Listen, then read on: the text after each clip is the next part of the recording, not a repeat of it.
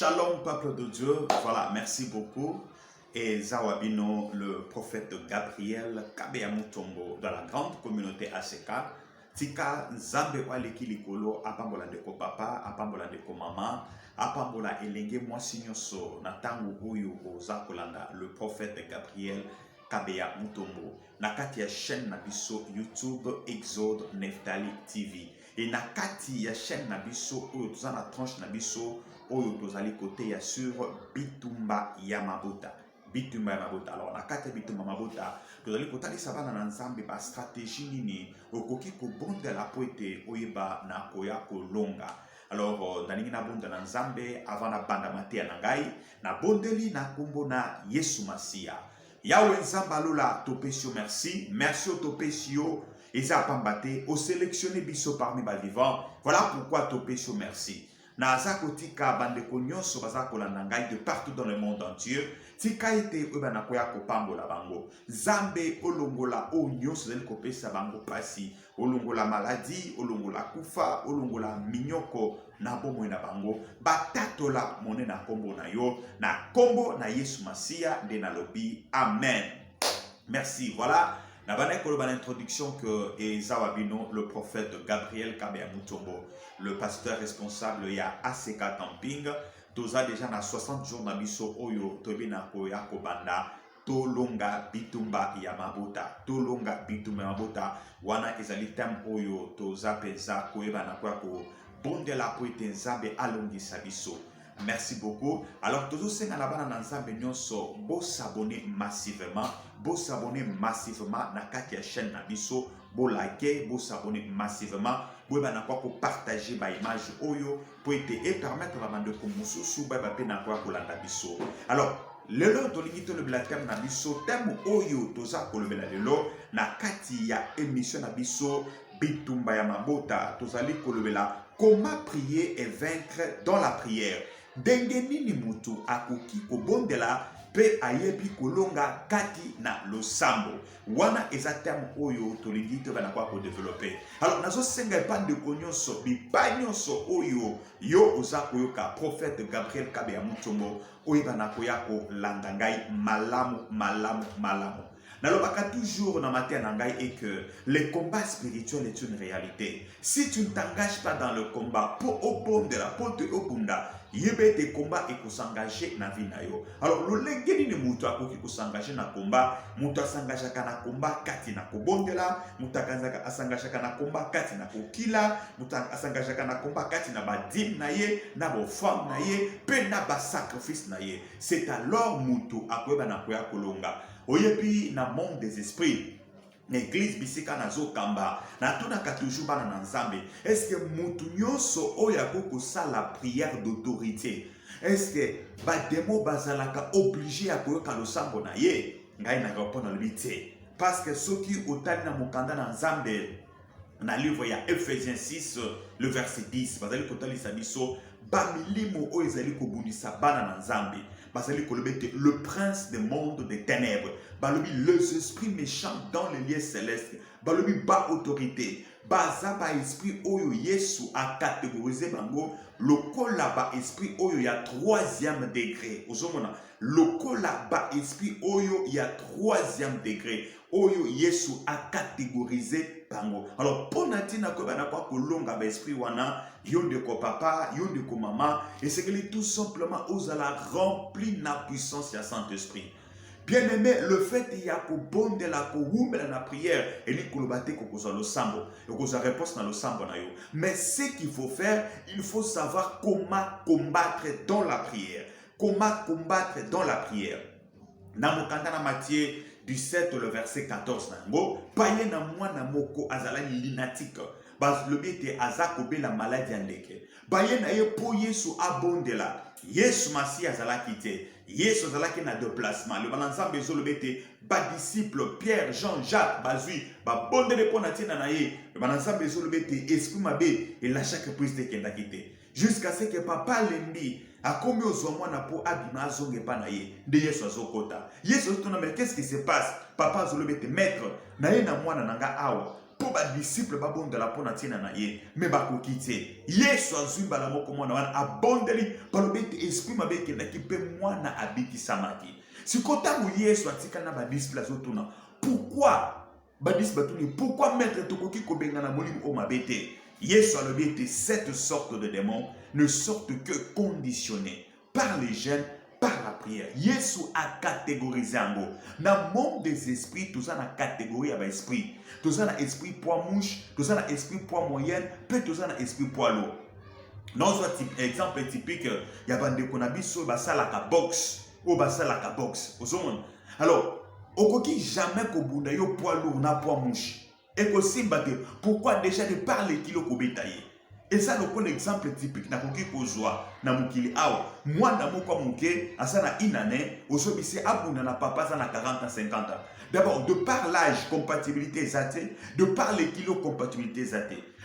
Pareillement, dans le monde des esprits, tozana milimu oya 3e degré. Oye, cette sorte de démons ne sortent que par la prière et par le jeûne conditionné.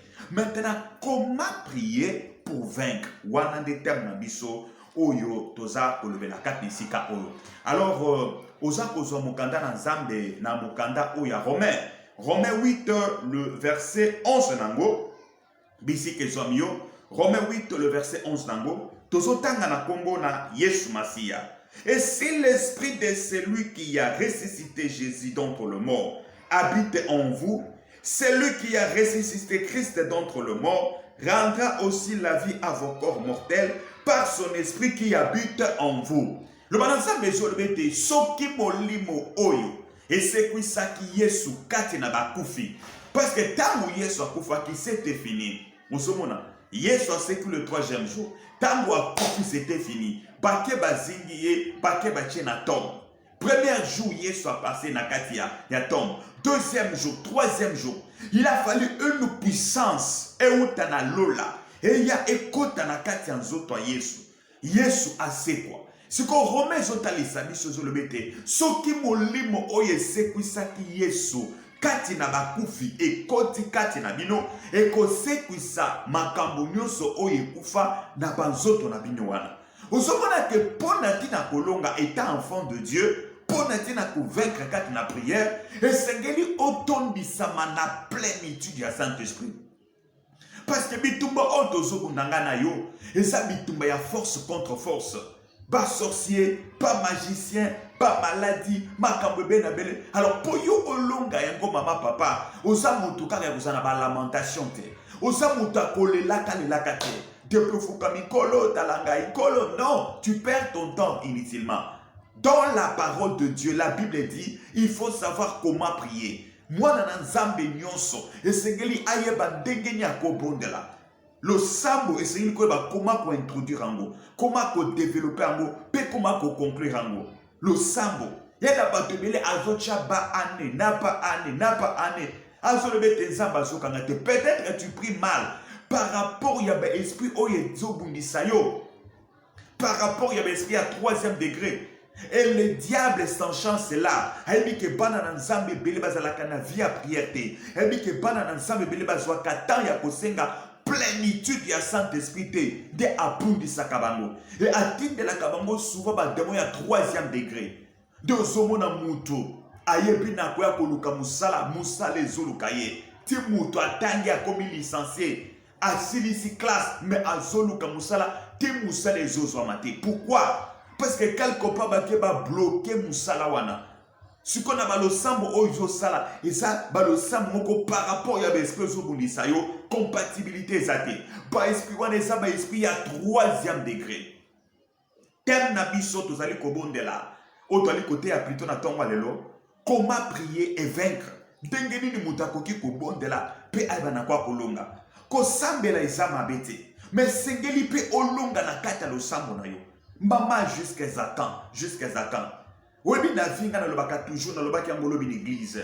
Na vie et sengeli kozala conscient. Opotami, okomi kokola, okokoma mpaka. Mais yeba été âge à retraite ba préparatango. Oyebi ba lobaka la sagesse d'un pauvre est bafouée. La sagesse d'un pauvre. Maman soko bundi pour na vie na yote. Papa soko bundi pour na stabilité vie na yote. Yebeke un jour soko koli. Okomi mukolo 70 ans, 80 ans na bongo te. Bako be mondo ki na famille na bino. Et sengeli au bon de la makasi. Afin que Nzamba fungola oyo makambo. Et sengeli au bon de la makasi. Afin que ba esprit à 3e degré ekweya. Yesu Masia. Yemoko Nzambe o tozali kolanda exemple. Bible zali ko bisanga na yo avant abanda ministère na ye, amati ake na désert. Ake ko bjene kuna pendant 40 jours et 40 nuits. Azali ko pondela eloko ni Yesu bana ko senga la plénitude du Saint-Esprit. Dans le combat spirituel, tango zo bondela Nzambe, soki olingi olonga zwakata ya ko senga nguya na Nzambe. Zwakata ya kosenga nguya na Nzambe. Et soki otondi sami tango kobanda ko commander yebete ba esprit ne kokende. Ezaba esprit à 3e degré. Oh Yesu azoloba cette sorte de démon. Ephésiens talisibiso. Alors bitumbo to sanango contre ba prince des mondes de ténèbres. Soki ozu exemple ya prince Amukiliao. Par exemple le prince à Maroc. Au moins nige basalaka, basaba autorité, na basoda, ce sont des gens puissants. Mais si comme le bête bitumba oyanga yo et ça contre le prince à monde de ténèbres. Si ko nanguya nini yo koko sa prince à monde de ténèbres. Depuis année banditi na ndenge to komi na moi oya mars au jena kupute. Aucun akutu prière mais au lieu réussir dans la vie. Ngai na lobaka, étudier c'est bien, nous avons tous réussi. Mais pour nous avons tous étudié, mais pour réussir, wana e batami na maboko nzambe. Otangi zamabete osa courage sa mabete. Mais pour natina au réussir, wane sa na maboko nzambe. Et sengeli o payer puis en fait que nzamba ke de kobungela yo. Abimisona ba condamnation libota na yo. Abimisona ba blocage libota na yo. Osomona, il y a beaucoup de gens qui ont étudié, mais au jour d'aujourd'hui ce kotali étude de fait na bango na vio bazali ko vivre compatibilité zate. Pourquoi diable a yebe que bateau va comprendre makambo yote. Basala akaba lo sambo à lamentation. Oh, dans la vie, il faut savoir comment prier par rapport à la situation zanango. Non, peu exemple typique au comme on a moana à la sorcellerie. Tant que balobi sorcellerie, et sa puissance démoniaque au bachekati naïe. Mais pour natina ko délivrer moana l'olengabwe, et sengelo soumettre na état ya gêne. Na état ya kobondela, na état ya kosenga nguya na nzambe. Tango azo gêné ba esprit et kokakanzalate, et comme ko s'affaiblit. Yé lokola sana force démoniaque à sorcellerie. Tango force ensemble soit katinai automatiquement zo penga na force wana. Et tango soma na mosana nzambe akimba na moko abandi ko chasser esprit mabe, démoli mabe izali kotene. Pe mutu azui délivrance. Bien-aimé, comment prier et réussir dans la prière? Prière ezaka te ko chabata ebele. Prière ezaka te ko kenda lo sambo, mais esengeli koyeba comment prier. Soko tangi na mukanda na nzambe. Na livre ya Ésaïe 59, le verset 19. Balobi, on craindra le nom de l'Éternel depuis l'Occident. Bako banga Kongo ya Nzambi depuis l'Occident. Et sa force depuis le soleil levant. Tangu munguna zo ya na vina yo po amela yo, po abundisa yo. Soko zana nguya na Nzambi yo kokini sabango. Cela veut dire quoi? Bako banga Kongo ya Nzambi. Orient biso toza en Afrique. Et ça wapi? Occident. Et ça wapi? Occident est tout simplement en Europe. Mais ce que yo mutu oza en Afrique, bazo banga Congo ya Nzambe depuis Occident. Ça dit quoi? Mutu azana poto zo banga yo. So kazan do kazo banga yo. Po ozana nguya na Nzambe moya toucher zate. Pe balobete soki banguna ba telemi na vina yo. Baza ebele po ete bamela yo. Soko zana nguya na Nzambe Saint-Esprit de Dieu okoki misabango. Mutu azalaka na Saint-Esprit. Alors t'as ba mari de nuit, alors t'as ba femme de nuit, alors t'as toujours au bazolande mbang te yesoka zolota c'est qui azolota na ndoto na esengeli alonga te ya yonde mozawana Saint-Esprit zate ona nguyate donc mona mari de nuit moka yona azuyoti okomina zemi na ye osomona donc moko abandi stage kaka sikaboy abandi stage sika aye afini opekingo tina tongo la moki na ça capable. Pourquoi? Parce que ozana nguya na Nzambe te. Bien-aimé na lingina bonda la ponatina na yo. Nazo senga Nzambe na tongo lelo apesa yo via prière. Non seulement ozana via prière, mais oyeba koma kobondela. babondelaka boye opesi nzambe merci ninga bateli yo. Deuxièmement, osengi mawa na nzambe. Troisièmement, oyebi na kwa kosenga plénitude ya Saint-Esprit. Zwa ata 2 heures, 3 heures, 4 heures. Etango silisi banda ko chasser ba esprit bunisaka bomwe na yo. Okobenga ko bisange te prophète ozalaki na raison. Tika ya lola pambola yo naza ko bondela sikopo na tina na yo. Nazali ko bondela pona ndeko papa, ndeko mama. Na kombo na Yesu Masia. Ndeko nyonso aza maladi abikisama. Lo sambo eza na limite te. Lo sambo eza esprit. Ekende bisika baza babika na kombo na Yesu Masia. Nazali ko benga na kufa ane oyo. Mon côté o alandinga kufa. Polobi aja mutu na sa mukiliza 120 ans. Kolandisa Genèse 6 le verset 3 na yango. Pambola bango, batela bango na kombo na Yesu. Amen. Merci beaucoup peuple de Dieu. Alors tu allez inviter binope na église na biso. Ils ont mis na camping ACK camping na avenue Kandolo numéro 2. Bo s'abonner massivement na kati ya chaîne na biso. Bo s'abonner vraiment massivement. Nazana besoin na mona yo papa ndeko maman o s'abonner vraiment. Alors ceux qui nzamba zongité dès à la prochaine occasion na kombo na Yesu. Amen. Merci beaucoup.